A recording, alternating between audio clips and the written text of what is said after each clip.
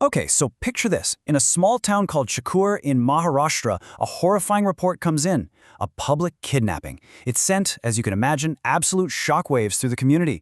But this search for two missing kids, well, it quickly unraveled into something so much darker. A story of cold, calculated deception. So, to really get our heads around this, we've got to start where the police did, with the story they were first told. And more importantly, how fast that whole story just fell apart.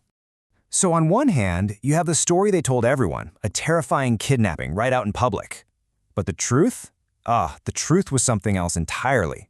It was a murder plot, specifically designed to frame a totally innocent person. All right, let's go back to the very beginning. We're in the town of Chakur, Maharashtra. A report comes in about missing kids. And just like that, it sparks this huge police search. The whole community was, completely gripped with fear. So first up, let's break down the story the accused actually told the police. This tale of a terrifying public abduction. Everything kicked off with this one number, 2. 2 children, suddenly gone. The report was that it was her own son and her little 7-year-old nephew. They had just vanished. So you have this 34-year-old woman. She comes forward and tells police her son and nephew have been snatched. I mean, of course, that immediately set off every alarm bell you can think of and launched a massive police operation. But here's the thing. That story, as scary and compelling as it sounded, it started to fall apart almost right away. And that's where we start to see the cracks in the whole narrative. Investigators picked up on a red flag pretty much instantly. As they were questioning her, they realized there were huge inconsistencies in what she was saying. Her story kept shifting, the details just weren't lining up, and that's when the suspicion really started to build.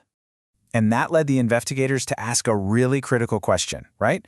Her story doesn't add up. So what did they find? What was the piece of evidence that completely flipped this case on its head? Well, the answer is just some incredibly fast police work. I mean, check out this timeline. At hour 0, the kids are reported missing and the search starts. Just 2 hours in, she gives her shaky, inconsistent statement. 4 hours in, the police find CCTV footage that totally contradicts her story. And get this, by hour 6, just 6 hours later, they have a confession. The whole thing was a hoax to cover up a murder. It's unbelievable. So since the how was exposed so fast, the big question became why, right?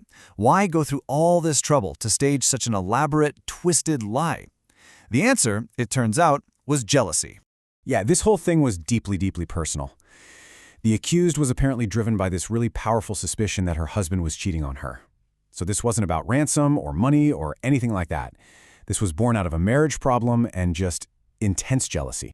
And think about it. The entire hoax, the fake kidnapping, the huge police search, all of it was designed to do one thing and one thing only: frame the woman she suspected was her husband's lover.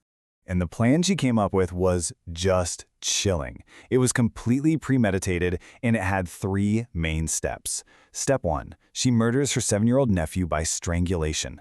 Step 2, she stages the fake kidnapping, and here's the crazy part, she even involves her own son in the charade. And Step 3, use that fake crime to falsely accuse the other woman. It's just methodical. But wait, there's another twist. The investigation found out she didn't do this alone. A temple priest was identified as her accomplice and was arrested right along with her. So that just adds a whole other layer of conspiracy to this case. Okay, so let's just pause for a second and really think about why this case, this local crime, sent such huge shockwaves through the entire community. When you really break it down, there are 3 absolutely shocking realities here. First, the victim was just a 7-year-old kid, a member of their own family. Second, this wasn't some spontaneous crime of passion. No, this was highly premeditated, elaborately staged. And finally, it's just a terrifying look at how a personal grudge can spiral into such extreme, calculated, and deadly violence. And that really leaves us with this one final, really haunting question, doesn't it? What is it that pushes a personal grudge to such a violent and deceptive extreme? It's a really unsettling thought, and honestly, there are no easy answers.